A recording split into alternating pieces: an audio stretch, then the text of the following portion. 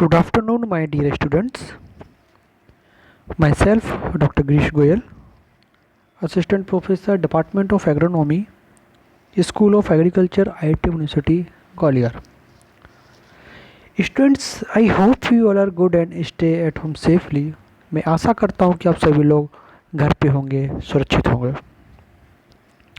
Students, today I am going to start our subject Rabi crop production for BSc Agriculture 7th semester. Students, so let's start our topic about cultivation of wheat crop. Okay, batch B, video lecture number 18. Students, I will introduce all content one by one. And first classification, next field preparation, next seed treatment with fungicide, next soil requirement, next climate requirement, next sowing time, next seed rate, next seed spacing, next fertilizer and manure requirement, next water management, next critical stage of wheat crop for varying number of irrigation, next growth stages of wheat crop, next zone wise recommended variety, next pest and diseases, next weed management, next harvesting, next yield, then references. Okay, so students, before starting the topic I want to telling you about some introduction of wheat crop. Okay, so students आइए हम लोग introduction जानने की कोशिश करते हैं. Students, importance of wheat world wide as main food can be understood by use a stylised spike a symbol of AFO. Students, wheat is a major cereals in India after rice. India has emerged as the second largest producer of wheat after China and accounted for 30.5% share of total world production of wheat. Students, introduction of Mexican semi-draft followed by locally bred semi-draft development and adoption of management technologies resulted in and determined increase in yield and total production. Students, photosynthesis of the modern varieties had permitted the diversification and the intensification of wheat-based cropping system. Students, experts point out that India has the potential to become the largest wheat producer in the world toward the year 2020.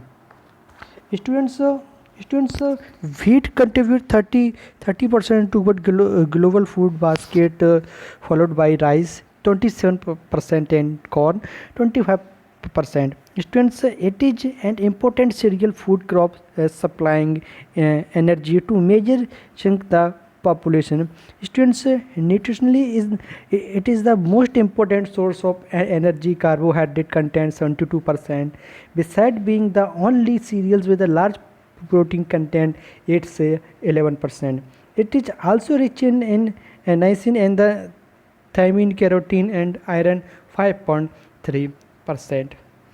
Students, it is also the only cereals having a high gluten responsible for stings and the baking qualities. Gluten is a form of protein. Okay, so students, this is generally introduction. Okay, students, first content है हमारा. Students, उससे पहले botanical name of wheat, जैसे गेहूँ बोलते हैं इसका वानस्पतिक नाम क्या है? Botanical name triticum aestivum. Okay, and family poaceae, जिसे हम ग्रेमनी भी बोलते हैं. ओरिजिन क्या है students? South west Asia, that is तुर्की. ओके, क्रोमोजोम नंबर कितना students? Chromosome number of common wheats triticum aestivum is 2n42. Okay, तो फर्स्ट कंटेंट है students classification.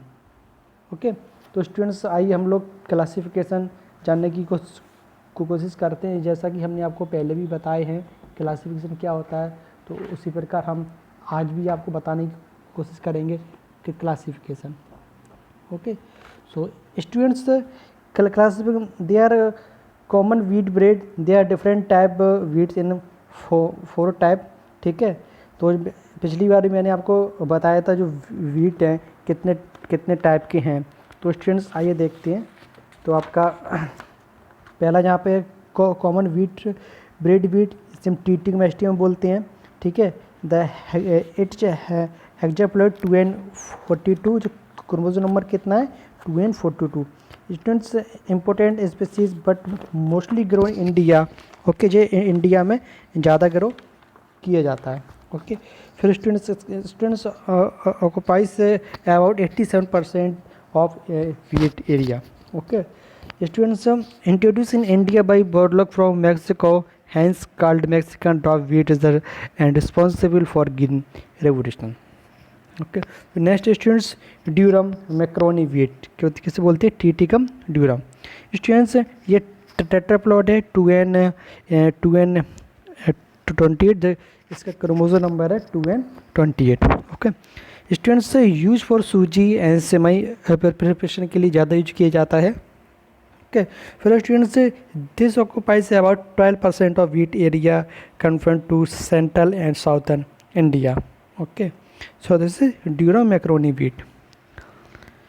Third students emmer wheat triticum dicoccum, okay. तो students tetraploids है, ये chromosome number कितना है 2n28। Students occupies about 1% of wheat area compared to Maharashtra, Andhra Pradesh, Karnataka and Tamil Nadu, okay. फिर next students India dwarf wheat, okay, क्या India dwarf wheat, okay. तो इसका chromosome number कितना है 2n42, ये हेक्साप्लॉइड है, okay. This is outdated due to low productivity and susceptible to disease, particularly rust disease. So this is India dwarf wheat, okay.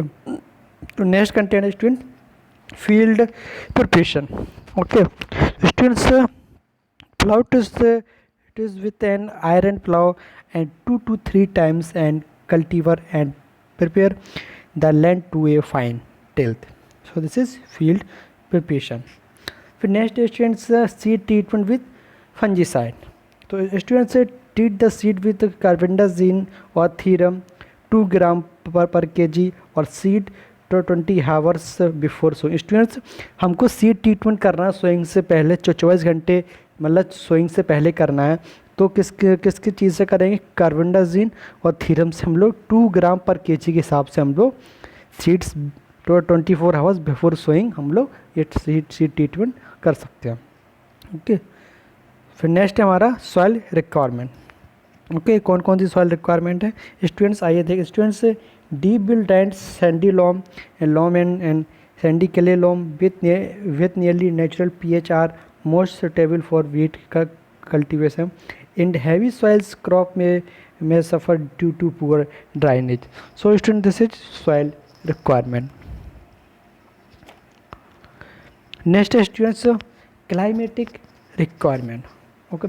So students say the optimum temperature for the germination of wheat between 20 से 22 degree Celsius and vegetative growth 16 से 22 degree Celsius and grain development maximum temperature at about 25 degree Celsius. So this is climatic requirement. Students जैसा कि मैंने आपको हिंदी में भी बताया था, ठीक है, जो हमारा ऑप्टिमल टेम्परेचर है वीट का कितना है 20 से 22 डिग्री सेल्सियस और वेजिटेटिव ग्रोथ के लिए कितना है 16 से 22 degree Celsius and grain development maximum temperature at about कितना होना चाहिए 25 degree Celsius, okay. So this is climatic requirement. फिर नेक्स्ट है student sowing time, okay. So student they are different time sowing and normal sowing and late sowing, okay. So student first है normal sowing. Student first fortnight of November is the best time of wheat sowing. This is normal sowing. And late sowing student second fortnight of November. So this is late sowing, okay. So student this is soil sowing time, okay. Next students seed treatment, okay.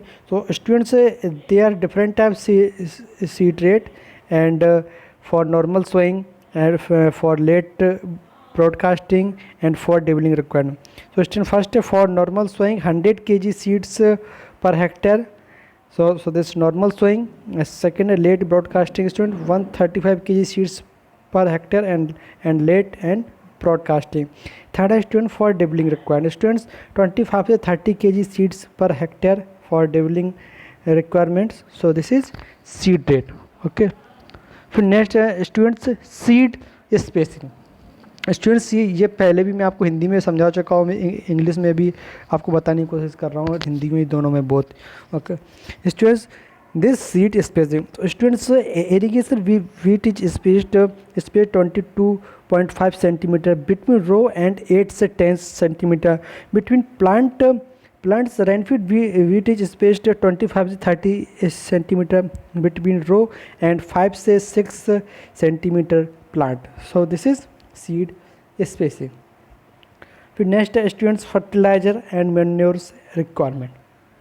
So students they are timely sown irrigated wheat and late sown irrigated wheat. So first of all, timely sown irrigated wheat and different type fertilizer requirement like nitrogen, phosphorus and potassium. तो first nitrogen कितना है 120 से 150 kg nitrogen per hectare 2 splits. Okay mean 2 splits means one split हो गया at a sowing time, second at a CRI stage time. Okay so this is nitrogen. Next students phosphorus. Phosphorus कितना है 40 से 60 kg phosphorus per hectare कितना basal application means at a sowing time. फिर student potassium. Potassium कितना है 40 kg per hectare as a basal application as a sowing time. So this is timely sown irrigated wheat. Okay, so next students late sown irrigated wheat. Okay, so students they are different time for fertilizer requirement and nitrogen, phosphorus and potassium for late sown irrigated wheat like nitrogen 8 से 100 kg and per hectare 2 split. Okay, and first at sowing time and second at CRI stage time. Second है phosphorus 40 से 60 kg phosphorus per hectare and basal application at a sowing time. फिर states potassium कितना है 20 kg per hectare as a basal application as a sowing time. Okay फिर students water management. Okay कितनी irrigation की आवश्यकता, कितनी water की आवश्यकता है स्टूडेंट देखिए. Students the response of wheat to irrigation depend upon the soil and climatic conditions. About 4 से 6 irrigation are required for wheat. Students ये बता रहे हैं कि वीट के जो इरिगेशन है वो 4 से 6 इरिगेशन सफिशेंट है. ठीक है स्टूडेंट, सपोर्टेड कहीं अगर डॉट कंडीशन है तो वहाँ पे तो 6 हमको देना ही पड़ती हैं, लेकिन कहीं कहीं क्रिटिकल होता है इतना कि मतलब जैसे बुंदेलखंड हो गए वहाँ पे तो 6 से क्या 7 भी हमको देनी पड़ सकती हैं क्योंकि वहाँ पानी की थोड़ा कमी है. ओके नहीं अदरवाइज़ 5 इरिगेशन इज सफिशेंट है, इसलिए 4 से 6 हम लोग मान के चलते हैं. सो स्टूडेंट्स वाटर की कितनी रिक्वायरमेंट है 4 से 6 irrigation are required for wheat के लिए. ओके नेक्स्ट है students critical stage of wheat crop for varying number of irrigation. Okay तो स्टूडेंट देखते हैं जो हमारे जो क्रिटिकल स्टेज हैं इरिगेशन की कौन कौन से आई देखते हैं. तो फर्स्ट है स्टूडेंट्स अवेलेबल इरिगेशन. ओके तो फर्स्ट में स्टूडेंट्स क्या है हमारा फर्स्ट है available irrigation number 1 and critical stage में क्या है क्राउन रूट इनिशिएशन जिसे हम क्या बोलते हैं CRI स्टेज बोलते हैं. ओके CRI स्टेज हमारी कितने दिन में कंप्लीट होती है 21 डेज़ में, यानी 20 से 25 डेज हम लोग अब बोल सकते हैं. Okay so this is CRI जिसे हम क्राउन रूट इनिशिएशन बोलते हैं. ओके फिर स्टूडेंट्स हमारा CRI सेकेंड है CRI plus late jointing. Okay ये हमारी सेटिंग सेकेंड स्टेज है. ओके फिर स्टूडेंट थर्ड है हमारा CRI plus booting and milking stage, ये हमारी थर्ड स्टेज है. ओके फिर फोर्थ स्टेज है स्टूडेंट्स हमारी CRI plus tillering plus late jointing plus flowering plus milking, ये हमारी क्या है फोर्थ स्टेज है. फिफ्थ स्टेज स्टूडेंट कौन सी है हमारी CRI plus late tillering, late jointing plus flowering and plus milking, ये हमारी 5th स्टेज है। 6th स्टेज कौन सी स्टूडेंट्स हमारी CRI plus late jointing plus late tillering, late jointing, flowering, milking and dot condition. Okay, so students आपको मैं थोड़ा सा एक्सप्लेन कर दूं। तो students critical stage for wheat crop for varying number of irrigation, 2 or 3 more irrigation appear to be ideal for wheat on sandy soil. Under limited irrigation water supply, the following irrigation schedule may be followed. Students, if water is available for only one irrigation, it should be applied at CRI to tilling.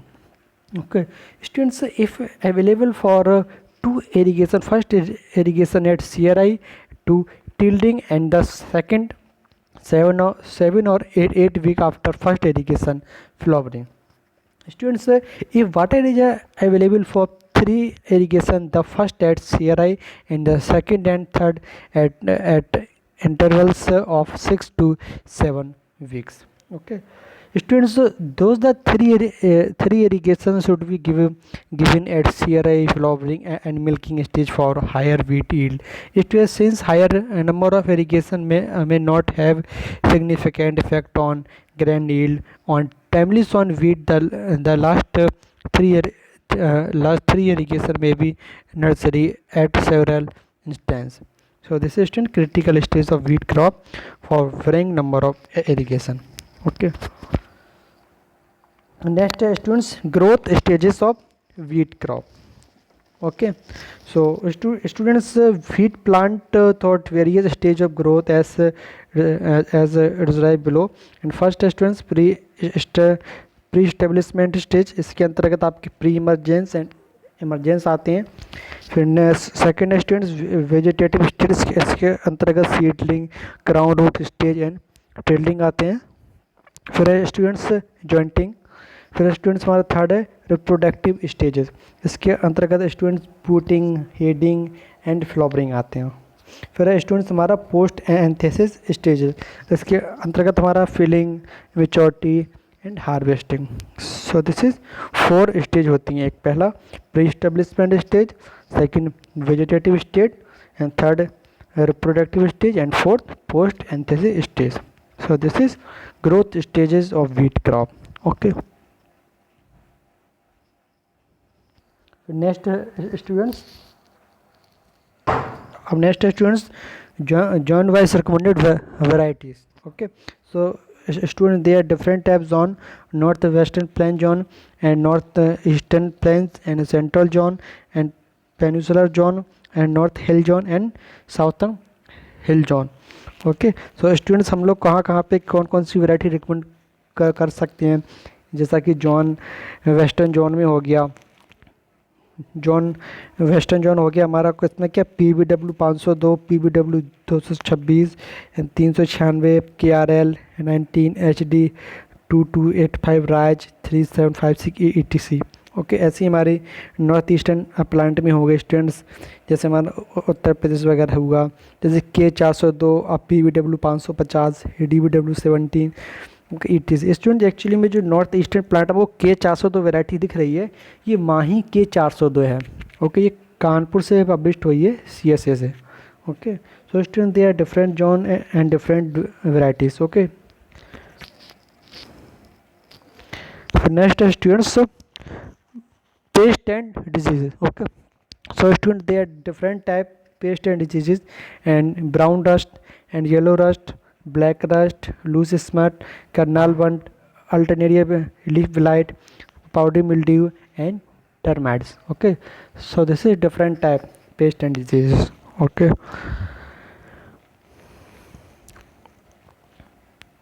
next students, weed management. Okay, तो आइए हम लोग student देखते हैं weed management. Okay, तो students the major dicot weed like chenopodium album, phalaris minor, avena fatua, okay, and cyperus rotundus are most common weed found in weed field. Students you must have seen all this weed in the Sitoli campus or in your garden, and this weed this wheat will be seen in the field of the wheat crop. आपने ये mostly अपने जो Sitauli campus है वहाँ पे भी wheat देखे होंगे, आपके गार्डन में होंगे, और आपने फील्ड में भी ये मोस्टली ये कॉमन वीड्स हैं जो वीट क्रॉप के आपने ये देखे होंगे। Okay, so students generally weeds are controlled by hand weeding with hoe or खुरपी etc. Students, first hand weeding is done with the application of the thin furrows of weeds. Students, second hand weeding may be repeated after 2 weeks. Okay, students, pre-emergence application of pendimethalin at the rate of 1.0 kg per hectare and post-emergent application of 2,4-D dichlorofluoric acetic acid. Okay, students, ethyl ester at the rate 0.3 से 0.4 kg per hectare, isoprone at the rate 1.0 से 1.5 kg per hectare. Students, in 700 से 800 liter of wheat within 30-35 days after sowing effectively control spectrum of weed in wheat. So this is wheat management. Next, students, harvesting. Students, harvesting is of high yielding dwarf varieties carried out when leaves and stem turn yellow and become fairly dry.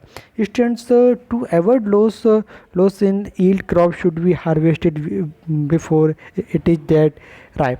Students, timely harvesting is needed for optimum quality and consumer acceptance. Students, the right stage for harvesting is when moisture in grain reaches to 25 to 30%. Students, for manual harvesting use necessary age skills. Students, combined harvester are also available which can do harvesting, threshing and winnowing of wheat crop in single operation. So students, this is harvesting. Next students yield जिसे उपज कहते हैं। Students, the national average yield of wheat grain is about 12 से 13.8 quintal per hectare. Okay, जो इसमें normal जो wheat की yield है, वीट का उपज है कितना है, 12 से 13.8 quintal per hectare. So this is yield.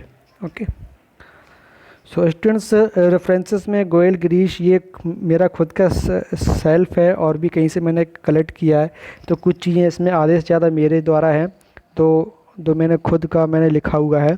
Okay, so students, this references and this thank you students.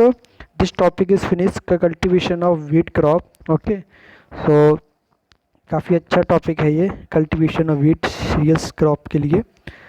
So students, अगर कोई डाउट लगे तो मेरे से ज़रूर पूछिएगा, ठीक है। So thank you students.